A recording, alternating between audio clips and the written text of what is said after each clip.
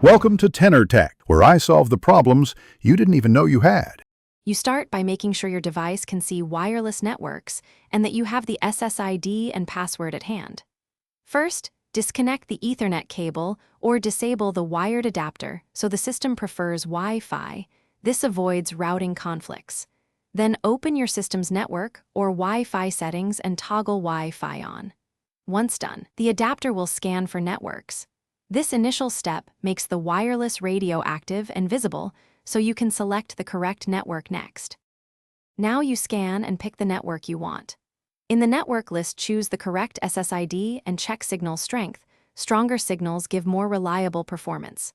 When prompted, type the password exactly, because one wrong character prevents authentication. If you have a QR code or WPS option and trust the network, use it for speed. Make sure IP settings are on DHCP unless your setup requires a static address. Once connected, the system will obtain an IP and start routing traffic over Wi-Fi.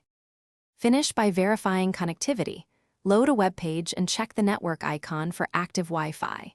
If you want wireless only, disable the wired adapter permanently or change adapter priority so Wi-Fi is primary. This prevents accidental Ethernet reconnection. Make sure you secure the network profile and enable automatic reconnect if desired. If something goes wrong, here's the key troubleshooting tip. Update or reinstall your Wi-Fi adapter drivers. Reboot the router and your device.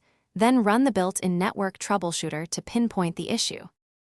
Thanks for watching. Subscribe to keep your life in tune.